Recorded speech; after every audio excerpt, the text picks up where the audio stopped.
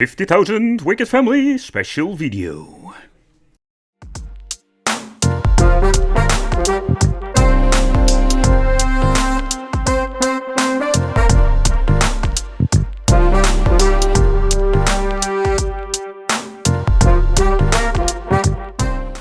Welcome to the Wicked Gamer and Collector. It's just awesome that you're tuning in. So in today's video, first of all, welcome to all the new subscribers to the Wicked family. It's just awesome that you're tuning in, but I think it's really cool to do all of these kind of reviews. Alright, so in this video, this is a special video and a lot of people were requesting this about the handheld collection. So I basically dig all of my handhelds out of the closets, boxes, you name it. But what you're going to get here is the very big pile of the Wicked handheld collection. Alright, we're going to do a little bit of an overview. I just wanted to do a chit chat because I made a separate review, and in the future I will do more comparisons to find the best handheld for you. So you don't need to waste your money and you just can enjoy some games. I want to point out, and I think for me personally that's very important, this video is not made by bragging about the handheld collection I own. No, not at all. A lot of people were requesting it, and that's the main reason why I'm showing it like this. To be honest, I don't care who has the biggest collection. For me, I buy a lot of these products just basically to make a review and to help you out. That's my main goal. Of course, I will use some of these handhelds in my private time and just play some games. Most of the time it's Street of Rage Remake. But what I really like about it is just making the reviews. And seeing the channel grow, that is the thing that really drives me to keep going on, to spend my personal money on these devices. Because don't get me wrong, it's not that everybody's sending me free stuff. Most of the time I buy everything myself.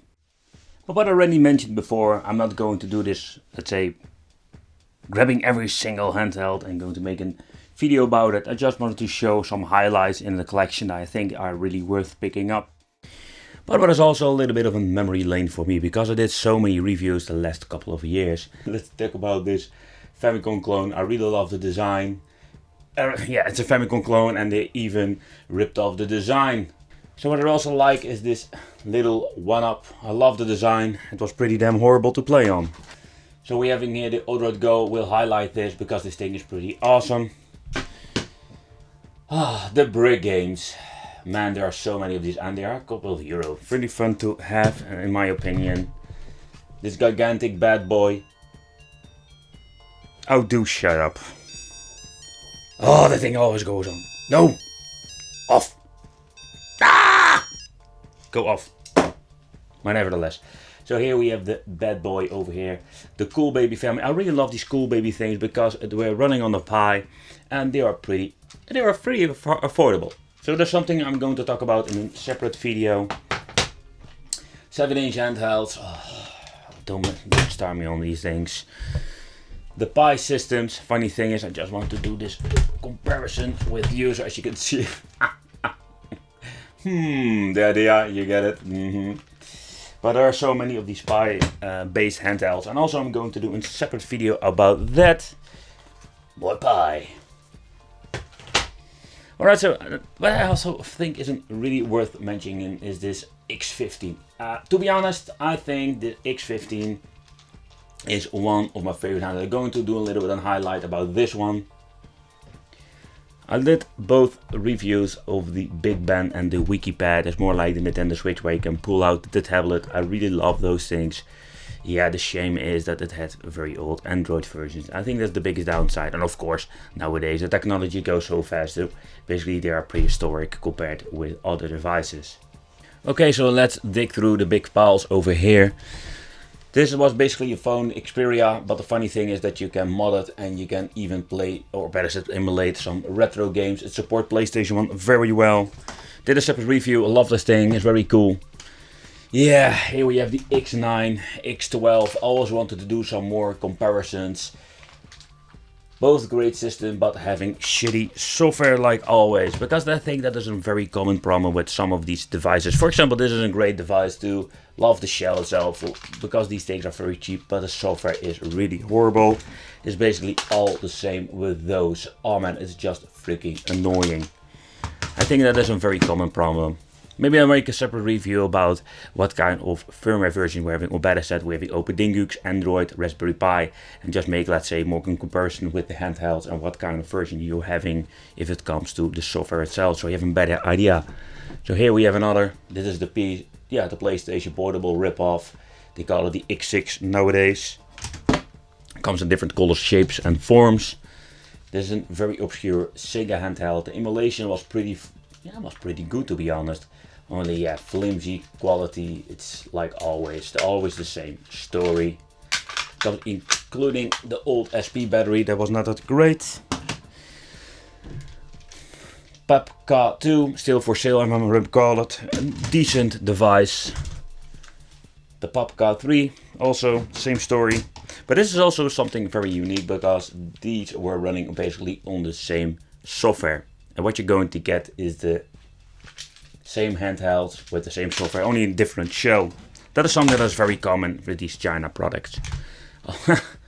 Oh, this thing, yeah, with a little touchscreen, very unique. Here we have another one-up. Again, I go make a one-up video about it, all the one-up videos. And here at the bottom, you can see it's a little bit dusty, but it is the Neo Geo X, and this is one of my favorite systems if it comes to Neo Geo. It's emulation, it's fake retro, it's basically not in real, it's licensed, or it's under license with Neo Geo. I did a separate review about it. There's a very interesting story about this one. Real clickies D-pad, I love it, or analog stick D-pad, what you want to call it. So the Mio Max, the Retro Game 350 Embernick, also the metal version. This thing's like a freaking brick, it's just crazy. And so I can keep going on and digging through the piles. We're having another Pi-based system. I really hated it.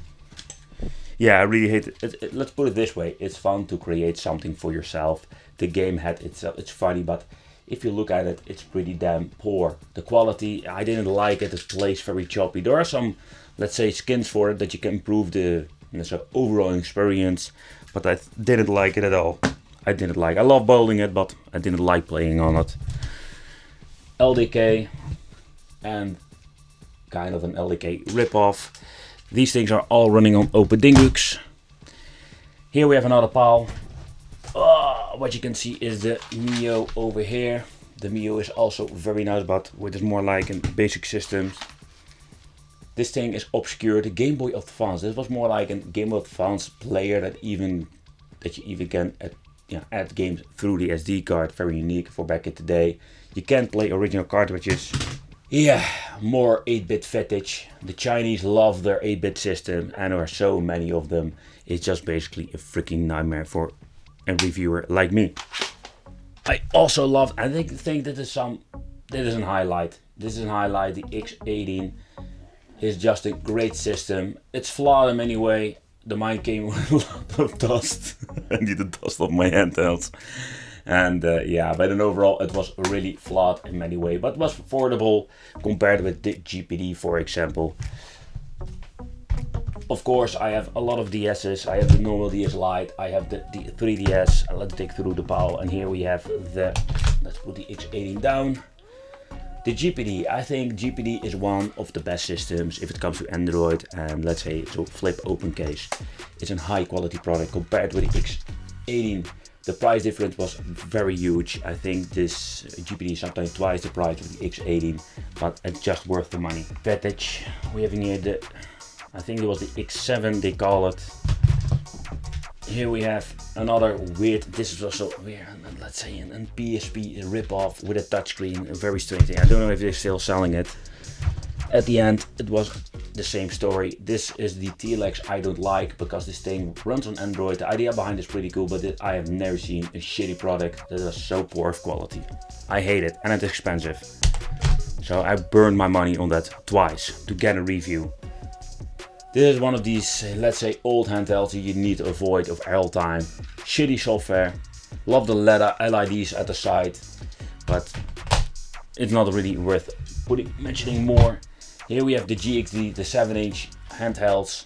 Love these things. high quality build, but at the end what you're going to get is old Android version, and that is a shame and a little bit underpowered. So nowadays if you're getting a retro game 350, it's way better for playing old games. Okay, so this is a very expensive one. This is the MoQ. I don't own the 7S version, this is just the i7. It's nothing to do with Intel, by the way. But this is just a very expensive phone that you can buy from AliExpress. It's around 300 euro, so it's not cheap at all. It's a little bit overpriced in my opinion. It's high quality, so this is basically the best quality you can get if it comes to all the devices you can see here at the back. So this is what you're going to get with the MoQ i7. Nevertheless, I have a separate review about it where I talk about it, we play some games and where I show you what it's capable of.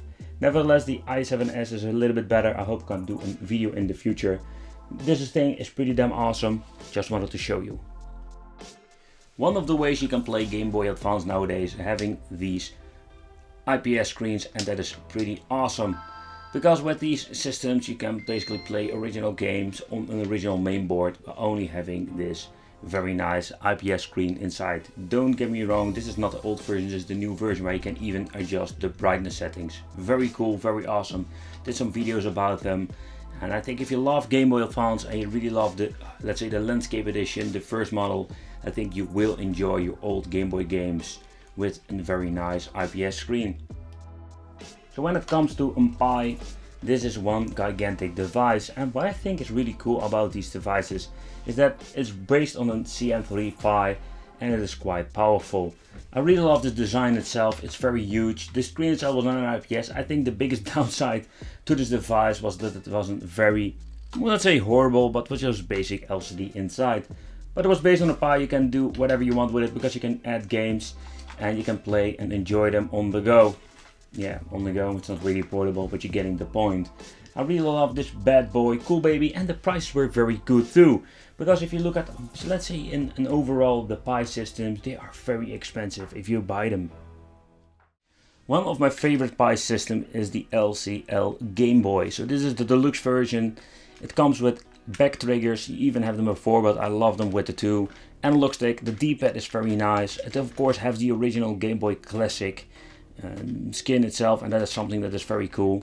It has a beautiful IPS screen. It runs on a Raspberry Pi 3, so far I understand it is a little bit less powerful than the CM3, but nevertheless it runs quite some awesome stuff.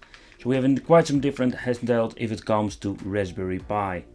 I'll make a separate review about it, about the Raspberry Pi, or better said the Pi version, the handhelds, because you can see I got a shitload of them, and the question always remains which one is the best one. But never the Nintendo Game Boy or the fake Game Boy with a Pi inside. Love it. One of the special handhelds that came out this year is the Odroid Go Advanced. There's a big hype about this handheld. I must be honest, I don't get it because in my opinion it's not that really special. Because this thing is flawed in many ways, like a lot of these devices you can see here. So I understand that this thing is quite powerful. It runs on an emulation station, a little bit similar than the Pi, but there's of course not a Pi inside. You need to build it yourself. It's very expensive to buy. I think that is one of the biggest downsides to this device, because this thing goes around 100 euro at least. If you need to import it to your country, sometimes you need to even pay some more. And of course I have original systems in my collection. For example, the Nintendo Switch, of course. I just did a review about the 2019 model. But I also own a PS Vita, a system that is forgotten by many of you. And the Vita is so great. It's a high quality product. That is something that is Sony showcasing how good and how awesome the products are, basically. I know I'm not a fanboy, but it is just the way how they make the PSP and the PS Vita, touchscreens on it. It's just a high quality product, and that is something that is really appealing. Even in 2020, there's still a lot of stuff going around with the PS Vita.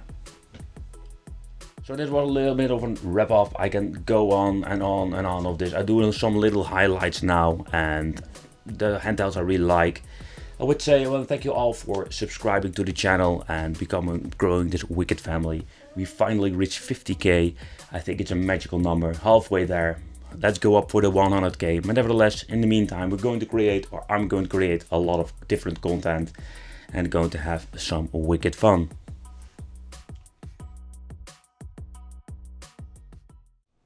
Okay, so having a lot of devices and I only having one pair of hands, and a lot of free handhelds I have no use for, because I can play with them all at the same time, and I'm done reviewing, testing and comparing. So I'm just going to give away some of these handhelds. Which one? That is something you are going to find out when I'm picking out the winners. I am going to use a website that will basically random pick out people and filtering the double comments. So what do you need to do for this giveaway? It's very simple. Like this video, share it and leaving a comment with Wickedfamily. No hashtag, otherwise the system of YouTube goes apeshit and will block every comment. And you will not enter this giveaway. That's the only thing you need to do. What you're going to win, that is a little bit a surprise. And it will be a handheld without games because I leave the naughty stuff to the Chinese. And for now I want to thank you for watching. It's awesome to have you in the Wicked family. And keep an eye in the comment section because I will leave a link of the video over there. I will see you in the next video.